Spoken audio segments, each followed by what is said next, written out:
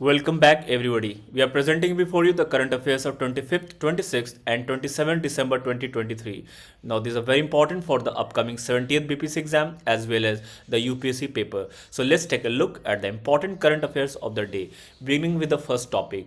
So the first topic talks about the prime minister divine scheme. क्या है prime minister divine scheme? इसका full form है prime minister development initiative for north east.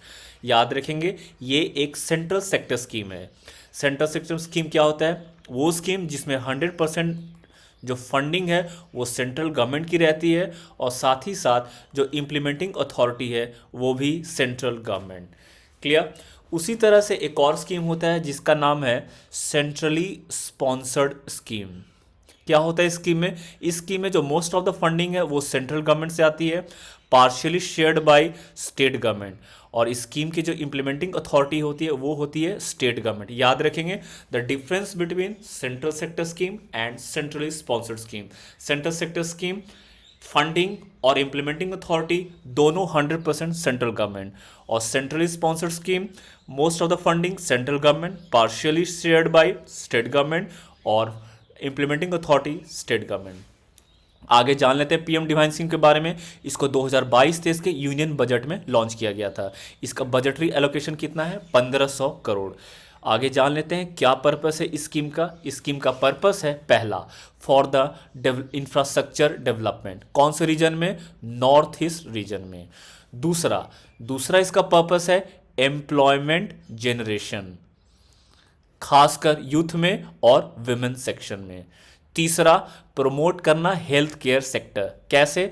Bye setting up of primary health care centre. और क्या करना?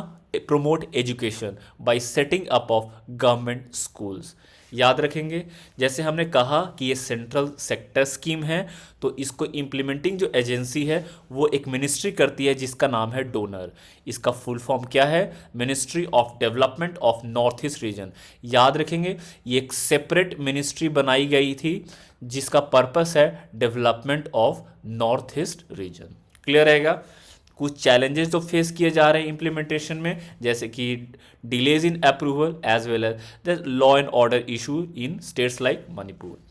याद रखेंगे भारत सरकार ने बहुत सारे स्कीम लॉन्च किए हैं for the development of north east region. क्या क्या स्कीम है? एक स्कीम है north east special infrastructure development scheme. दूसरा स्कीम है भारत माला परियोजना. ये इसका क्या पर्पस है? ये कनेक्टिविटी को बूस्ट करेगी, खासकर road connectivity, again north east region में. उसी तरह एक और स्कीम है आरसीएस उड़ान. इसको इम्प्लीमेंट किया गया है प्रायोरिटी बेसिस पे नॉर्थ ईस्ट रीजन में. ये भी क्या करेगी? इंप्रूव करेगी connectivity but through Airways.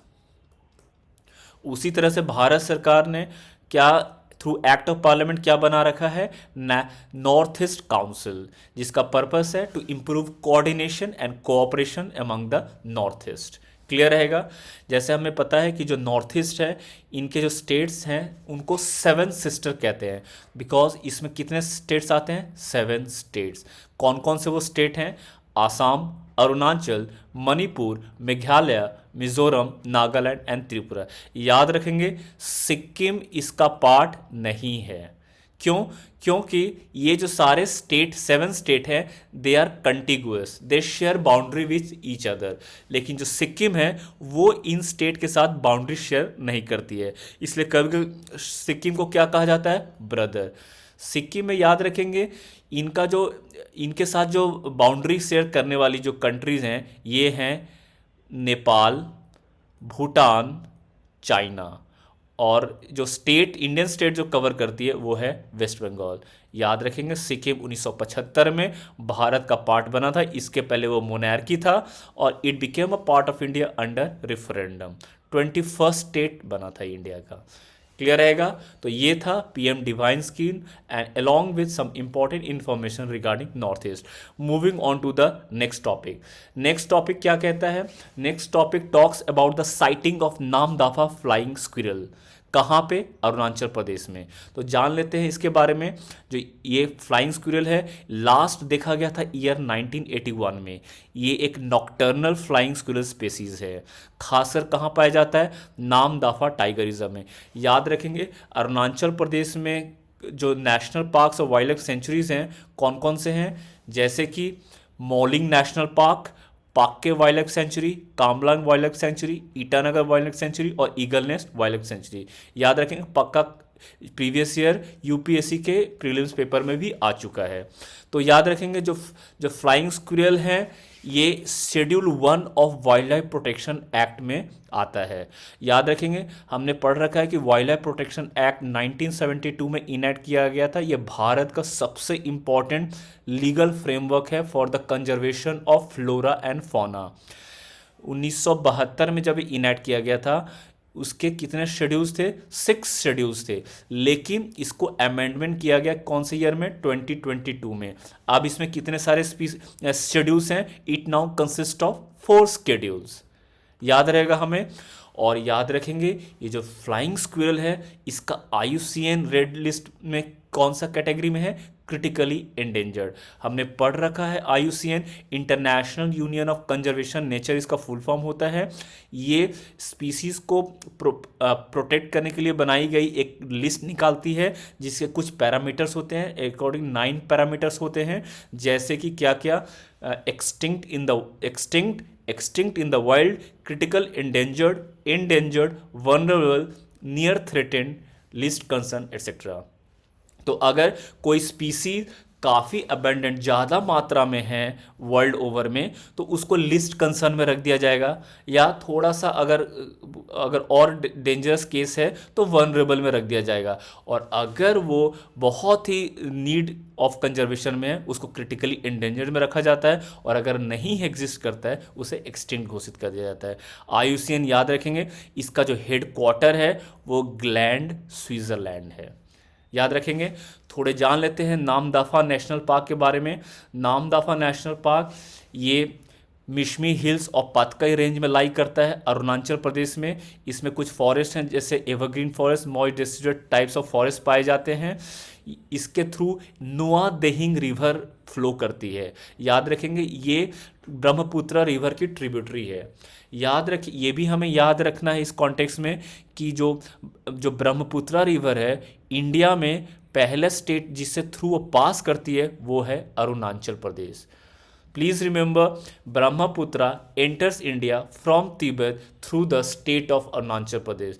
Arunachal Pradesh में ब्रह्मपुत्र को कोई दूसरा नाम से जाना जाता है, उसका नाम होता है दिहांग रिवर। याद रखेंगे, अरुणाचल के अदर कुछ इंपॉर्टेंट रिवर्स का नाम क्या है? लोहित, सुबानसरी एटसेट्रा। और ये भी याद रखेंगे, लोहित पे भारत सरकार ने भारत का सबसे बड़ा ब्रिज बना रखा है, जिसका नाम था सदिया ढोला ब्रिज। अब इसका नाम चेंज करके रख दिया है भूपेन हजारिका ब्रिज। याद रहेगा हमें। तो आप बाकी जान लेते थोड़ा नामदफा नेशनल पार्क के बारे में। ये भारत का 4th नेशनल पार्क है। 4th national park. तो बाकी 3 नेशनल पार्क भारत के कौन से हैं? The first one is Hemis national park, जो लद्दाख में है। दूसरा जो नेशनल पार्क है वो है डेजर्ट नेशनल पार्क, ये गुजरात में है, राजस्थान गुजरात के बॉर्डर पे है। और तीसरा जो है वो है गंगोत्री नेशनल पार्क, जो उत्तराखंड में है। क्लियर रहेगा। नामदफा नेशनल पार्क में हुलॉक गिबन्स पाए जाते हैं, जो भारत के एकमात्र एप स्पीसीज इंडिया में एग्जिस्ट करते हैं। यह भी याद रखेंगे, ये नेशनल पार्क खासकर बिग कैट के चारों स्पीसीज के लिए भी जाना जाता है। यहाँ पे चारों जो बिग कैट के जो स्पीसीज हैं पाए जाते हैं। कौन कौन से हैं? टाइगर, लेपर्ड, स्नो लेपर्ड और क्लाउडेड लेपर्ड। याद रखेंगे, इंपॉर्टेंट फॉर एग्जाम। तो ये था about flying squirrel and Namdapha national park. Moving on to the next topic. Next topic talks about the awarding of UNESCO Asia Pacific Award for Cultural Heritage Conservation for the year 2023। किसको? to 3 heritage projects from Punjab and Haryana. तो तो जान लेते हैं क्या है UNESCO Asia Pacific award. याद रखेंगे ये अवार्ड कल्चरल हेरिटेज कंजर्वेशन के लिए दिया जाता है। किसको दिया जाता है? Private individual and private organisation. किस पर्पस के लिए?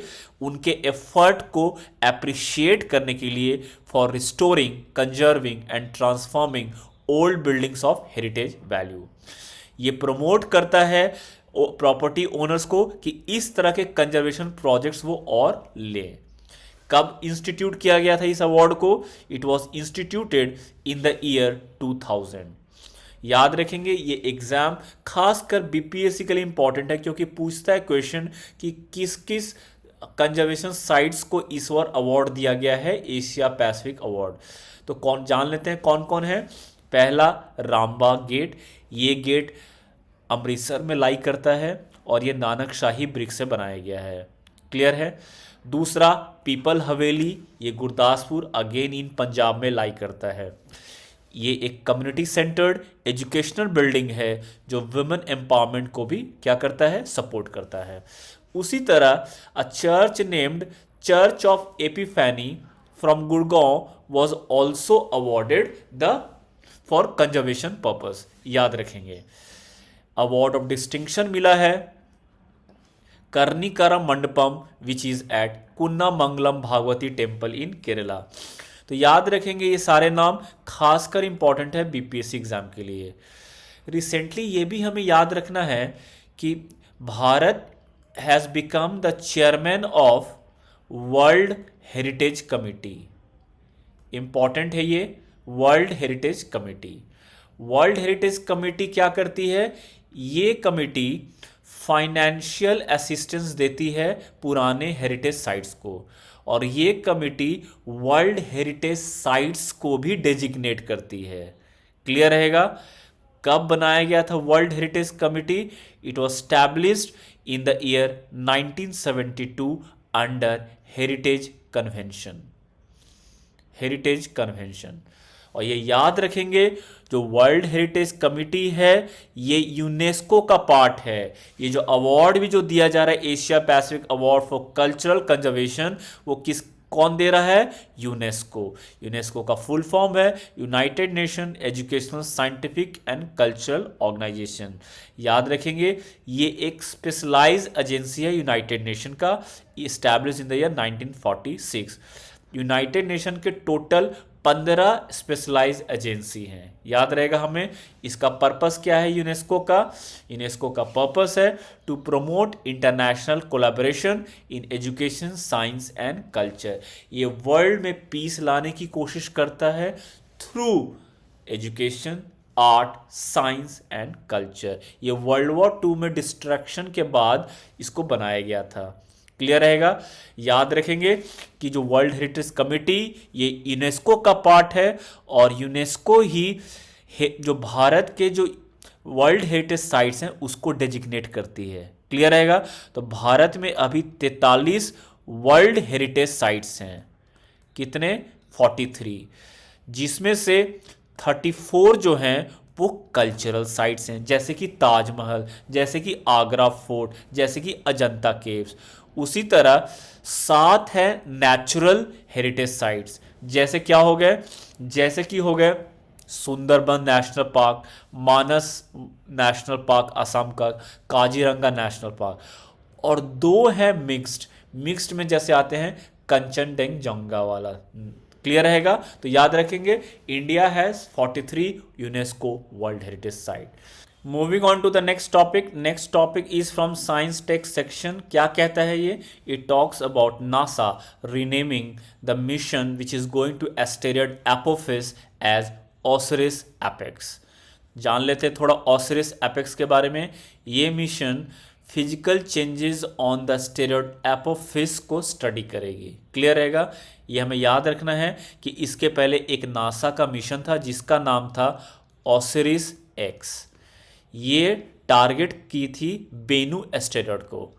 क्या पर्पस था इस मिशन का? इस मिशन का पर्पस था to bring samples from Bennu asteroid back to the earth to understand the origin of universe. Clear रहेगा। एपोफिस स्टेरॉयड के बारे में और थोड़ा जान लेते हैं। इसको 2004 में डिस्कवर किया गया था। ये एस टाइप एस्टेरॉयड है और ये इजिप्शियन गॉड के नाम पे रखा गया है। और याद रखेंगे सबसे इंपॉर्टेंट, इसे नियर अर्थ स्टेरॉयड कहते हैं। याद रखेंगे Bennu and Apophis are known as near earth steroid.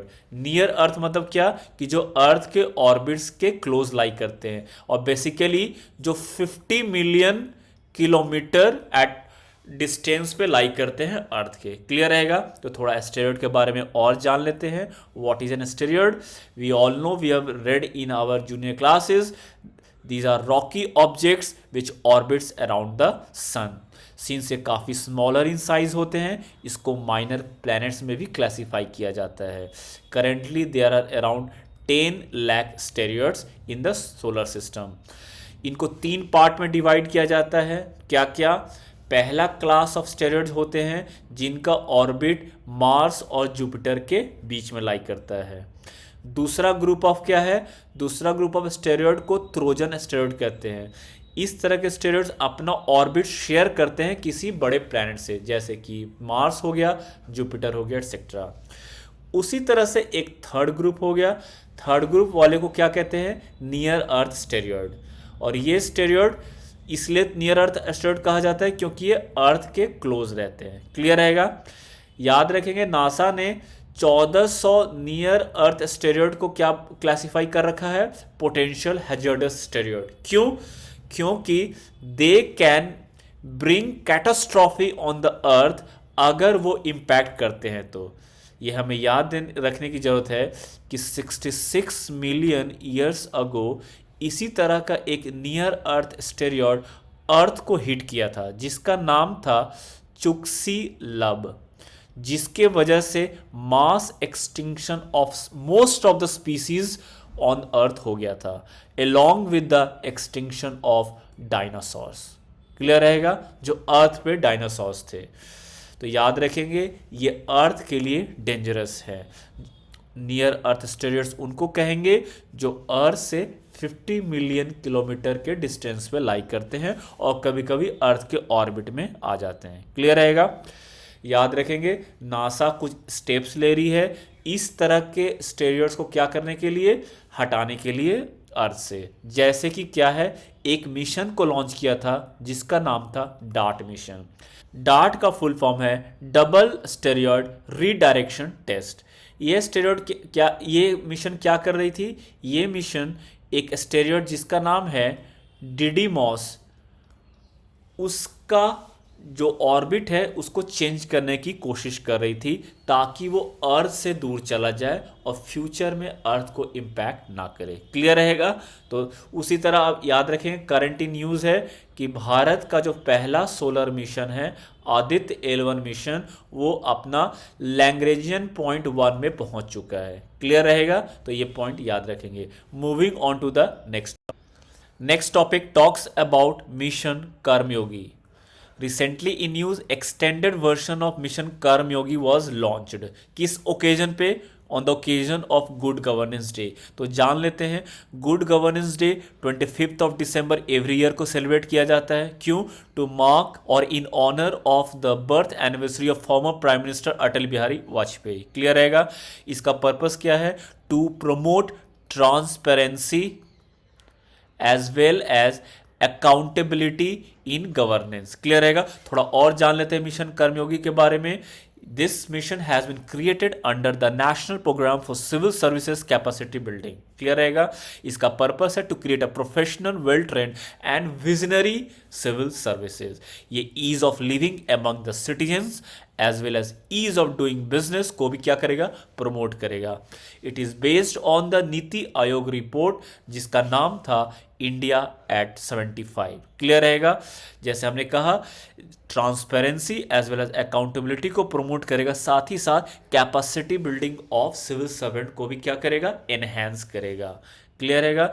इसके 6 पिलर्स हैं, जान के रखेंगे। ये इंपॉर्टेंट है खासकर मेंस एग्जाम के लिए। One of the important pillar is digital learning framework IGOT कर्मयोगी। इसका फुल फॉर्म क्या है? Integrated government online training. Clear रहेगा। ये दीक्षा पोर्टल पे उपलब्ध है under ministry of human resource and development. इसका पर्पस क्या है? इसका पर्पस है टू डेवलप और enhance the capacity building of government employees. याद रखेंगे, ये जो मिशन कर्मयोगी है कौन से मिनिस्ट्री के अंडर में आता है? Under the ministry of personnel public grievances and pension. आपको ये भी ध्यान रखना चाहिए कि इसी मिनिस्ट्री के अंडर में आती है DOPT, department of personal and training. Department of personal training के अंदर में ही आती है यूपीएससी और एसएससी। इस डिपार्टमेंट का पर्पस है recruitment, training as well as promotion of civil servant या सेंट्रल गवर्नमेंट एम्प्लॉयज। क्लियर रहेगा। और हम ये भी याद रखेंगे, जो कर्मयोगी है, ये इस कर्मयोगी पोर्टल है, इसका वॉचडॉग या इसका एपेक्स बॉडी क्या है? इसका एपेक्स बॉडी है prime minister human resource council. thus it is headed by Prime Minister of India himself. Moving on to the next topic. Next topic talks about the death of a rare black tiger in Simlipal Tiger Reserve in Odisha. तो जान लेते हैं इसके बारे में। जो black tiger है, it is actually a rare colour variant of tiger, और ये नॉर्मल टाइगर या स्पीसीज ऑफ टाइगर से अलग नहीं होते हैं। They are not distinct. Clear रहेगा। तो इनका ब्लैक कलर कहाँ से आता है? Due to the mutation in a gene known as transmembrane aminopeptidase Q. Clear रहेगा। इनके डार्क कंप्लेक्शन की वजह से इन्हें मेलानिस्टिक टाइगर भी कहते हैं, क्योंकि इनमें मेलानिन की जो संख्या है वो ज़्यादा होती है। क्लियर रहेगा।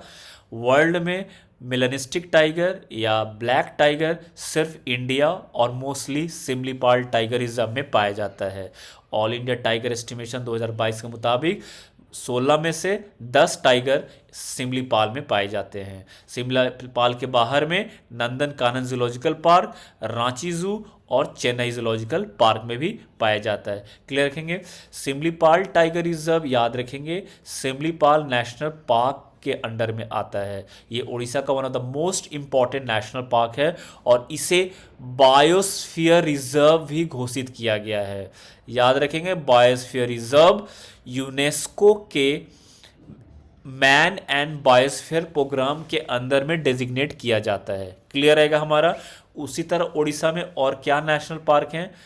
जैसे कि भीतरकानिका नेशनल पार्क। हमें पता है कि Bhitarkanika national park world famous है as a breeding ground for olive ridley turtles. Clear रहेगा। उसी तरह उड़ीसा में एक वाइल्ड लाइफ सेंचुरी है जिसका नाम है चिल्का वाइल्ड लाइफ सेंचुरी। याद रखेंगे, ये एशिया का सबसे बड़ा ब्रैकिस वाटर लेक है और लैगून भी है। Brackish water lake, neither fresh water neither salty water. Clear रहेगा। और याद रखेंगे, भारत में जो टाइगर रिजर्व्स हैं उनकी संख्या है 55। 2023 में जो टाइगर रिजर्व घोषित किए गए हैं 55, उसका नाम है धौलपुर करौली टाइगर रिजर्व। ये कहाँ है? ये राजस्थान में है। क्लियर रहेगा। उसी तरह एक और 2023 में टाइगर रिजर्व घोषित किया गया है जिसका नाम है वीरांगना दुर्गावती टाइगर रिजर्व। और टाइगर की कंजर्वेशन कौन करती है? National tiger conservation authority NTCA. और NTCA wildlife protection act 1972 के अंडर में स्टैट्यूटरी बॉडी है। और एनटीसीए का हेड कौन होता है? मिनिस्ट्री, जो एनवायरनमेंट मिनिस्टर हैं MOEFCC के, वो हेड होते हैं। क्लियर रहेगा। और याद रखेंगे, खासकर इंपॉर्टेंट क्यों है? क्योंकि Project Tiger was launched in the year 1973 and India is celebrating 50 years of Project Tiger. So this was a comprehensive list of day-to-day current affairs. Please stay tuned to Mind IAS for more such updates. Thank you.